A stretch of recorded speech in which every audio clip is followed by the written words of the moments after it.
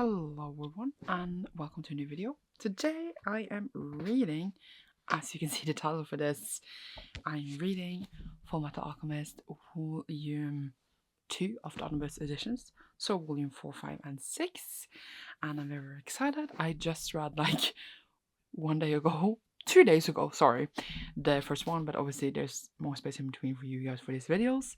Really enjoyed it. Love that there's 4 chapters per volume, and I'm very excited to see if this whole body situation can be solved and if they can find what they're looking for and fight this dude here, Scar. I guess I'll just get started and then I will obviously update you as we go because that's why we're here, and I'm very excited.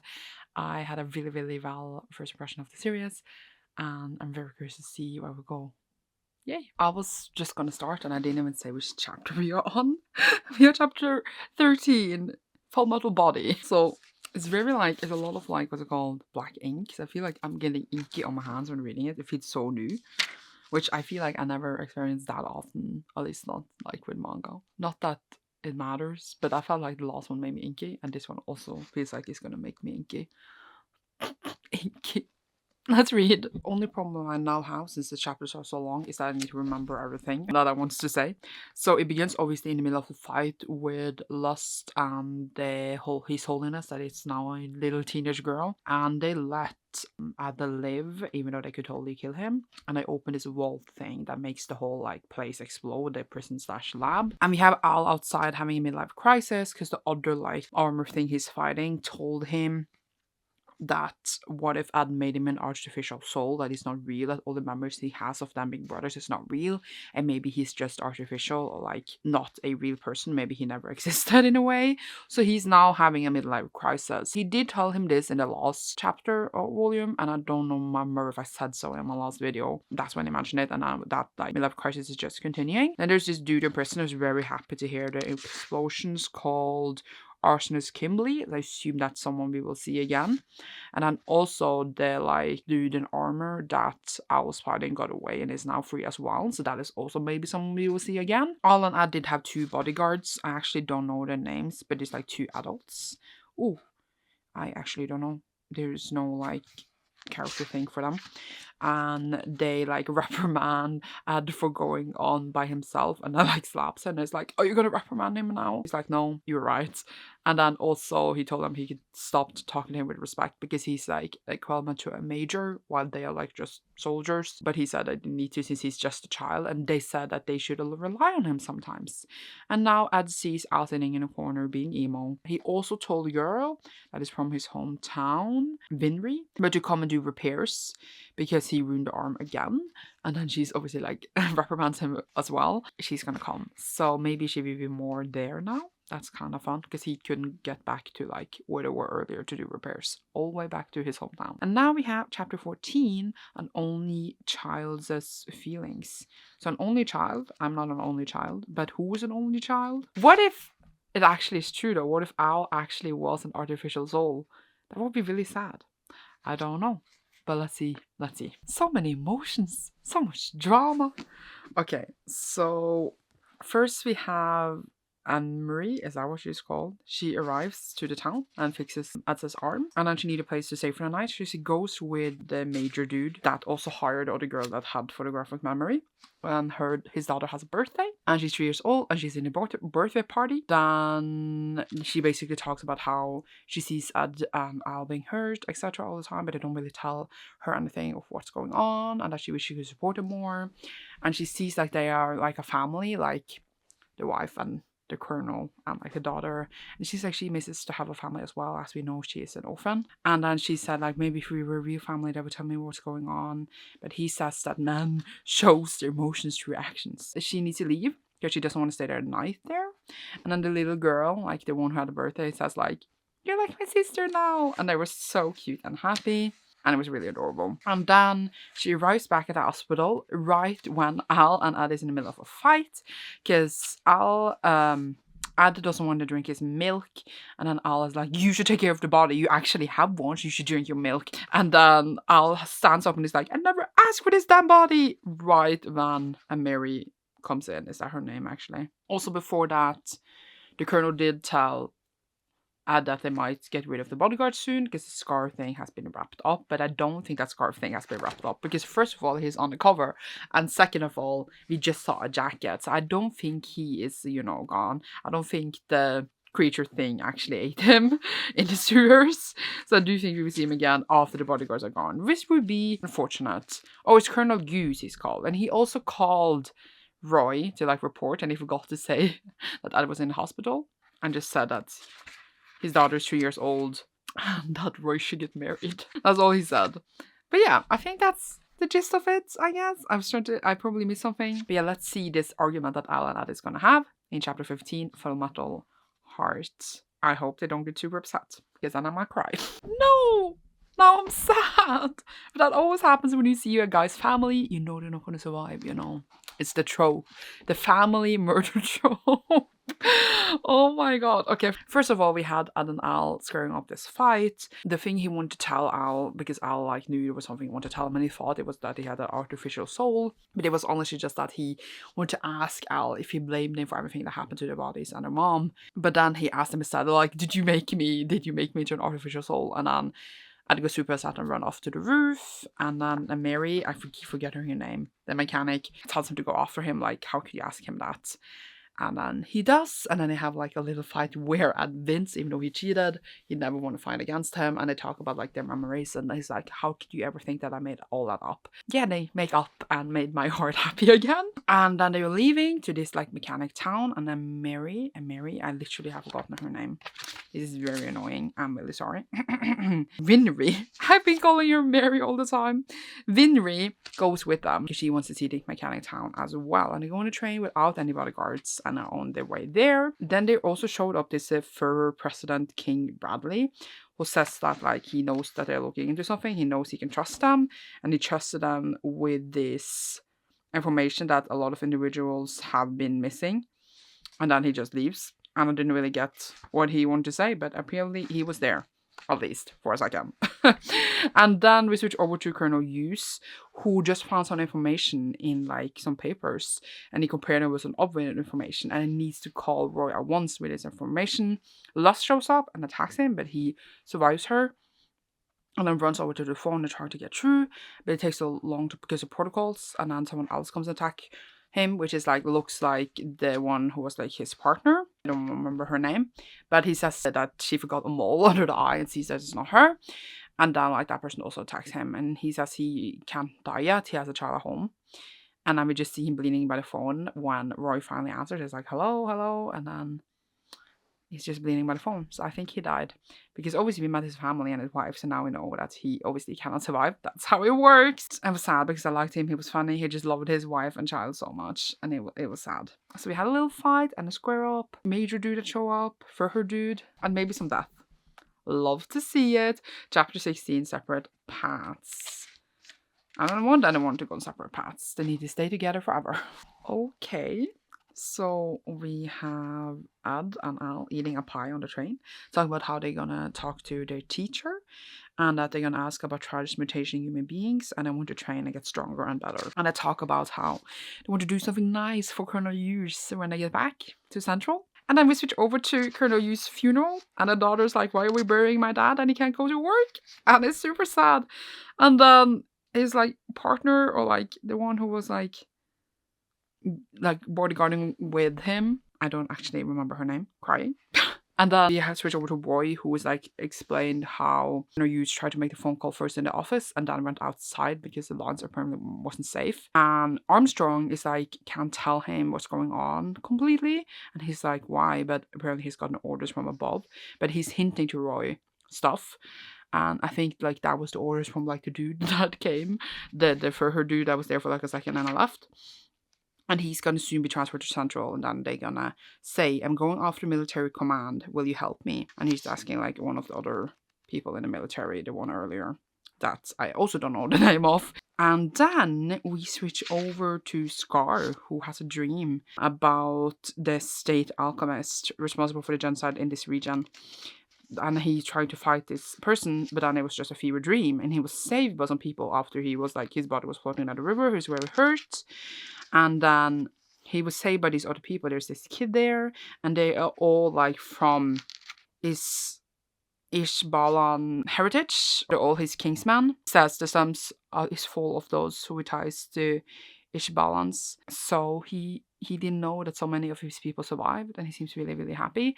And I'm on this side because I hope Ad and I'll like work with this guy because he, I mean, revenge is maybe not the answer, but he's in the right. The military is bad that performed this genocide. So Roy is also looking into this because there's definitely some corruption in here when they're not in like a sort of regime like this, etc. And we're trying to unravel this. I'm curious to what Colonel Hughes realized. And also in the beginning when they exploded the prison, they did say that they were on the last stage of their plan. I'm confused, are they against the military? Are they with the military? That other organization with lost on them? Like there's many pieces moving around right now, and I'm curious to see how it all will like collect together. Well, at the same time we have this main plot of like the whole body problem for our main characters. Okay, but let's see if Roy can fiddle up what's going on here, because Armstrong could not talk about it. We have a little side story, dog of the military, ? So I'm gonna quickly read that. The little side story is basically them finding a dog and I'm trying to decide who in the military could take care of the dog, and then everyone was like unequipped because they all seemed a bit, yeah. And then they found out that the lieutenant could take care of it. The lieutenant to Roy, I still don't know her name. And they're like, yay, she seems so nice with the dog, yay. And then like a piece like on a wall instead of like the litter. And then she threatens to shoot it without like actually shooting it. And everyone is like, maybe she wasn't the best after all. And she named the dog Black Hayati. And that was that chapter. And now we are done with Volume 1. Not Volume 1. Volume 4. But Volume 1 in this omnibus. And we are starting... Oh, sorry, I needed to turn a lot of pages. Volume 5. And we have chapter 17. The Boomtown of the Broken Down. Let's see. Okay, Ed, Al, and Winry, I forgot her name again, arrive to this town where everything is just... mechanics. Everyone loves mechanics here. They call it the Auto Male Engineers Mecca. And then there's this dude like challenging people for arm wrestling. Arm wrestling, is that what it's called? When you do the strength test? Like you challenge? I don't think it's called arm wrestling, but it doesn't matter. Like strength test thingy. And then Ed wins his challenge because he changed his substance for the other arm, so he would win. Cheating. But then everyone is like obsessed with like mecha stuff, so they want to look on his arm and his leg. And then while all this is happening, this girl robs him for his watch, which means a lot to him. And then he fights the girl and like chases her down all over town. He cannot capture her. And I'm like, he's like the youngest state alchemist and he cannot capture a single thief, which is a bit funny. But okay. And then he's just using all his power and he cannot capture her. And they make this cage around her. But then she just like breaks out because she has 2 mecha legs as well. And they're like, oh my god, they are really, really good because she can move super, super well with these legs when she has 2 of them, and it can be hard to move around with them. And then now they're following her randomly into the mountains. But you just want to watch back and do think it maybe is from their mother or something. Did I mention in my last video, I cannot recall right now, that they did talk about his father and that he just disappeared and we don't know where he is. So he might show up later. We don't know. So that is a thing. Yeah, they basically had a chase around town and he couldn't capture her. It was funny. So chapter 18 is the value of sincerity. Okay, they were going into the mountain because that's where the dude who made the legs for the girl actually, do we have her name? The girl who with the 2 legs lives. So he's all the way into the mountain where he lives with his son and his daughter-in-law who is pregnant. And then Winry sees his work and is like, take me as an apprentice, and they're all like, no. Or like the dude is like super grumpy. Dominic, he's like doesn't want an apprentice. And then we get a little backstory for like how she got her legs. He found her in the streets after she lost her parents and bought her legs, and then he made the mechanic legs to her without like one payment or anything, and thus like free checkups for her, etc. Then she is trying to pay him back by pickpocketing, and Winry tells her that if you want to honestly pay him back, you should get honest work to pay him back and not steal. And she's like, fine, I will start doing that, which was really sweet. She also remembered she still had Ed's watch, and they like open it to see what was inside because it was saying over and over, don't open it, don't open it. And it says inside, remember 3rd of October, year 2. And then Winry starts crying and like, give it back to him, but we don't really know why. And then suddenly the baby is on its way, even though it wasn't due in 2 weeks. They want to get to the doctor, but they can't because the bridge broke. And then Ed tries to remake the bridge, but it falls apart again because like it doesn't have any support underneath it. And then Winry just decided she's gonna deliver the baby. And then I think maybe Dominic will be so grateful that he will let her be his apprentice. We shall see. It's very dramatic, very cool. A dramatic chapter, but very like, it's a lot of like about family and like down to earth like cases right now, more than like a huge fights that like determines the end of the world in a way, but like small moments, small cases that will form them and shape them and develop the characters. So I found that very interesting and like very sweet and endearing to the heart, more than like huge fights would do. That makes it really care for what's happening on the page. I really enjoy that. So now it's chapter 19. I would do it for you guys. Let's see. You start off with waiting for the baby to be born, and then Paninia, which is the name of the girl who pickpocketed Ed, comes out and it's like, the blood, and I'm like, oh my god, did someone die? But no, it was just blood, and then she doesn't like it. The baby is healthy and happy, and the doctor comes later with their grandpa Dominic and says everything was fine, the delivery went really okay. We have a cute little baby, and he becomes a doting grandpa, and he says like, thank you to Winry, and she's like thankful enough to make me your apprentice, and he's like, no, I don't take your apprentices. And then he also finds out that she's the granddaughter of like Granny, and he's like, oh, you're the granddaughter of her. And I thought at first that would mean that he would take her in, and he was like, no, that makes me less likely for me to take you in. There is a past there that we don't know about, but he says that he will recommend her to someone else down in the mountain that does really good work, and she says yes, and says, can I come up here and watch you work sometimes? And he's like, if you're in a way, no, but I can't stop you visiting my grandchild here and there. So she's going to stay there as well as with Paninia, who also, I don't know if she was going to become apprentice as well, but the two girls are going to stay there together at least, which made me happy in my heart. And then Ed and Al is moving on to visit teacher, who's this big scary man. They seem very scared. They don't want him to be home, and he seems very, very, very, very scared. There's also another dude there, Mason, who like, I guess works for him. And then the last page of this chapter is Ed thinking about that man who is that their father, and says that he one that left, and he know the mother said she was fine, but he knows that she was also crying. So yeah, are we gonna see his dad? Because we got a flashback to it. Don't know. Chapter 20, the terror of the teacher. The teacher seems scary, but is he scary? Who knows? Okay, so teacher was not a scary dude. It was apparently his wife, and she is scary, but obviously more timid and doesn't seem as scary and has a good heart. And they're talking about the Philosopher's Stone and said that someone came by knowing about this Philosopher's Stone, that apparently is their father. He had a name, but I forgot it. They're like, we don't want to ask him for help. And then other people in the village comes to ask the lady for help. They talk about what they experienced. They said that they saw the birth of a child and asked like, why did you guys never have children? And then she seems really sad. And then these kids from the village comes in and ask her to repair this like train toy thing, and she repairs that without alchemy, just some screwdrivers. And then this girl comes in and asks if she can fix her cat that has died, and she says, no, I cannot fix anything that is dead to come back to life.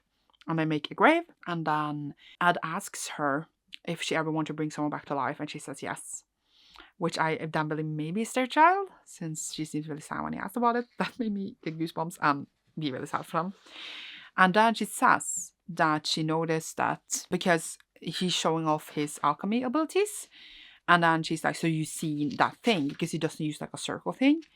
And it's like, yeah, that thing. And I'm like, you seen it too? And I seem really shocked, but I don't really know what that thing is that they've seen, but maybe we'll have that reveal later.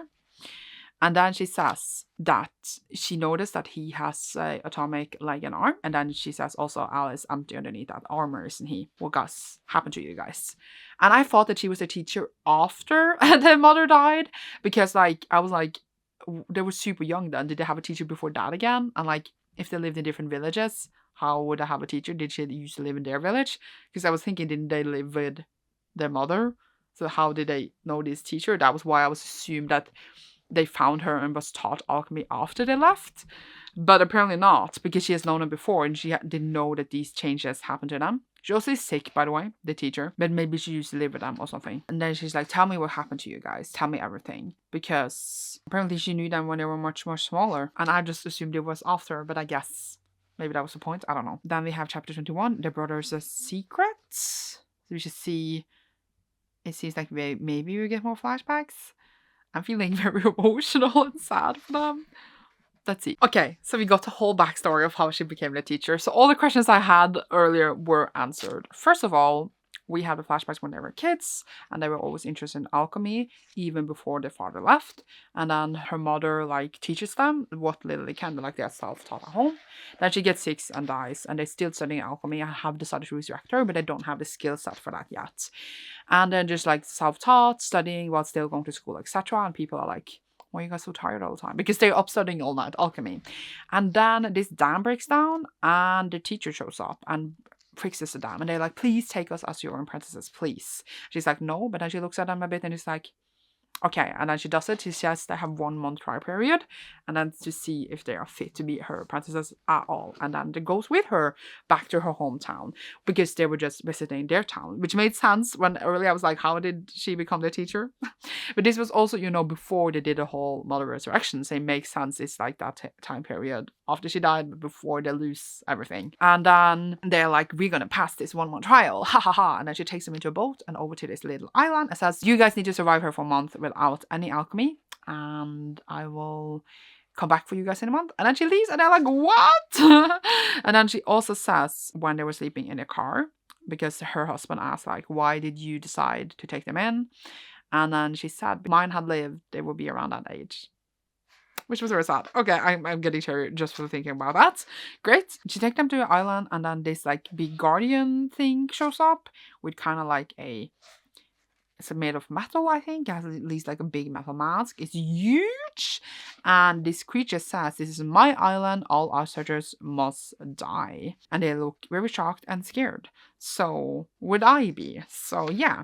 And then the chapter ended. We are going to volume 6 already. And I feel like we just started the last volume. It's going so fast. I'm not ready. Can I turn these pages? So we're going to chapter 22, which is The Masked Man, which I assume is the guardian dude on the island. It's like a photo of him here. Photo drawing of him here.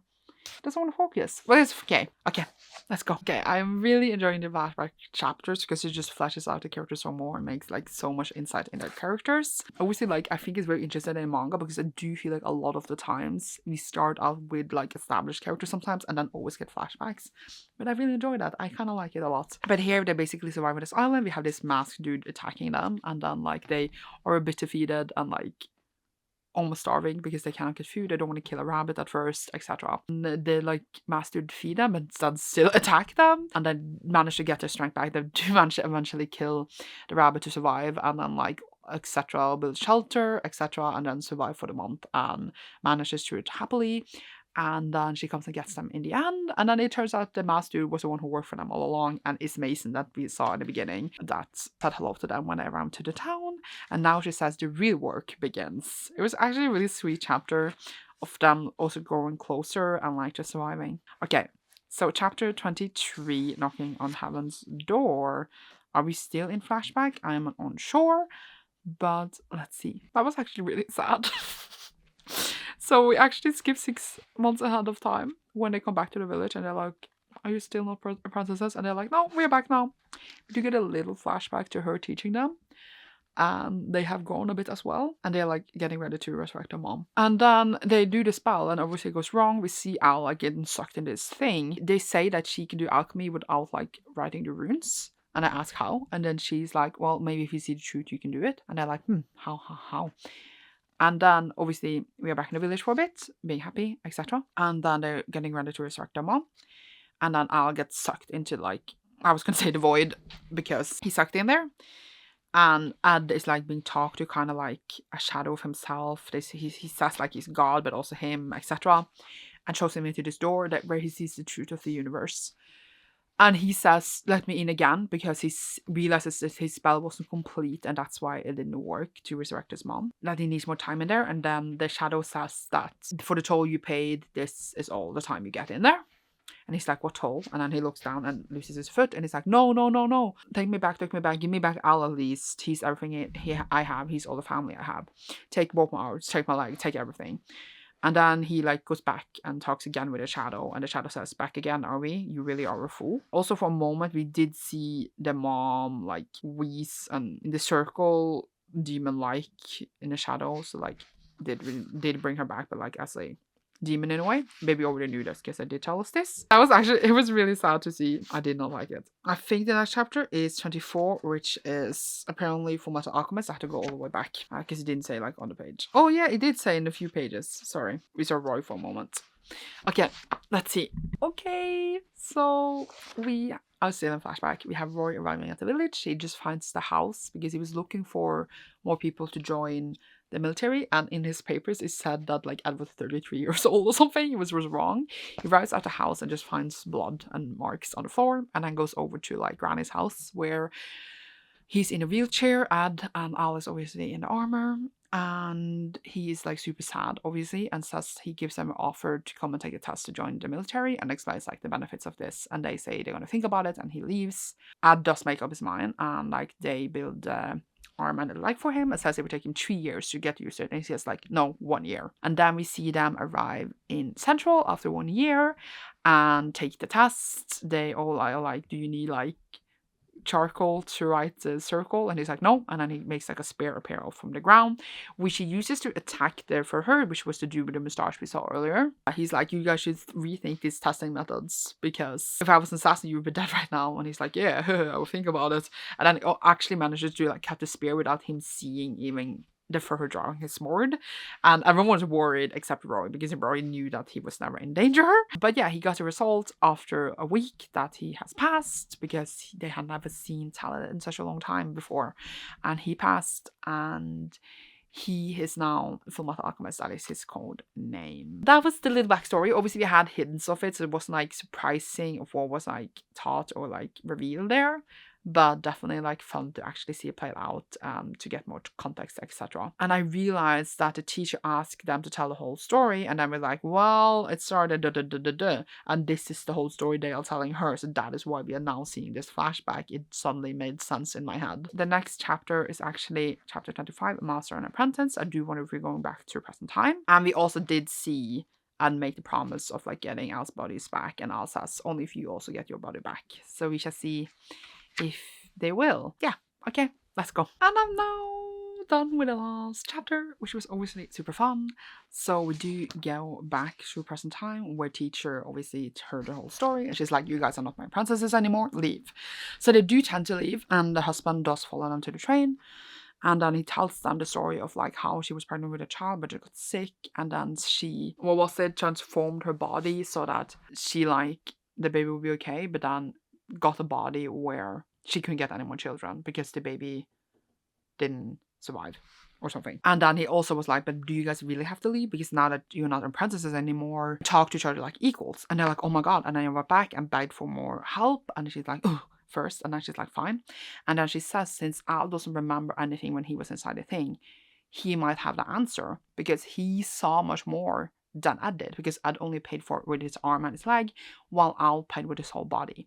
So they need to unlock those memories. They are a bit scared that he can turn into a vegetable, but Al thinks it's worth to try. So that's what they're gonna do. And then also they're attacked by this ball dude in the alley that has a tail, that like, you're the one with a transfigured body of armor. And then like, he's like, leave us alone. They try to walk away, and then he like eggs them on like several times until he sees proofs of it. And then we see like this kind of gangster dude saying like, bring them to me if you have to, but don't kill them, they're big guests. And we don't really know who he is, but he has like a symbol on his arm. Is that like an alchemy symbol? Is it from the States? I have no idea. Simultaneously, we do see Roy being transferred to Central, and he is collecting some subordinates with him. We see several people being summoned that he wants to see them, and he's collecting his team. I'm gonna forget every single person on this team because like names, but we have Master Sergeant Kane Furry, Warrant Officer Vato Fallman, Second Lieutenant Heymans Breda, And then Lieutenant Risa Hawkeye, who was the girl that we also earlier saw meet Wintry, and that they hope to see each other again when Roy in the flashback came to the village to recruit them. So they actually had a cute little talk. And then she's been there like many times, and he's collected them all. And then one of them says that he just got a girlfriend. And then Roy was like, dump her. And he's like, what? And he's like, you just started, it's not serious yet. Dump her. You can get a new girlfriend in Central. And they're like, dude. That is how it ended, with like a reveal of this gangster dude. So let's see. We didn't actually see more of the plan of like Lust and the others. And also like his holiness, as I've been calling him all the time. The one that turned into a teenage girl. Actually name is Envy. So we have like Gluttony, and then we have Envy, and we have Lust, which is all what's it called? Is it the Four Horsemen? Isn't that what they're called? Not the Four Horsemen. It is the Princess of Hell. That's the names of the Princess of Hell. I just mixed stuff up. And they seem to be some opponents that we have been, like, we didn't see them more since like all the way in the beginning. And when Lust did kill Colonel Hughes, which was sad. I feel like, I don't know how to describe it. I was going to say that I feel as not much has happened, but when you think about it, a lot of things has happened. We got the whole flashback, which obviously took most of Volume 6. And then obviously just having this backstory, and then now going to that Roy was transferred to Central, where like a lot of stuff was happening. And then obviously just the brothers might getting answers through Al's memories. I don't think they will, but we shall see. They didn't want to ask their father for help, but I do wonder if like in Al's memories they would see stuff, because I'm not sure if they still want to make the Philosopher's Stone, since they know it's going to take a human life. So maybe instead of making one, they need to get to someone who already has made one, which is their father. So we shall see. Is the father the leader of like Lust and them? That would be a typical trope, that's why I'm predicting it. So we shall see. But yeah, very excited to see pieces coming together. I'm really, really enjoying myself. I knew I was going to like it, but I didn't know it was going to be like how it is set up. I don't know, like the vibes are very like comforting. Is that a wrong word? Like it's very sad, but it's just very like focused on family and hope, and yeah, just like a conspiracy stuff. So I'm enjoying all the parts. I don't know, like it's not like One Piece. I love One Piece, but it's very like chaotic, where everyone has a very chaotic energy, and you cannot take everyone seriously. But like it's made to be like humoristic. I don't feel like, obviously there's humor in here, like everyone like making fun of Ed's height throughout the whole thing, but it's like a different kind of vibe, but while at the same time feeling similar. But yeah, really, really enjoying myself. Very excited for the next one. And that is it, what I got for you today. I don't think I'm ready for more, but I, of course, will continue. Thank you so much for watching once again. Leave a little robot emoji down below, because it doesn't fit, but it fits. In my head, it fits. And you will see me soon in a new video. Thank you so much for watching, and goodbye!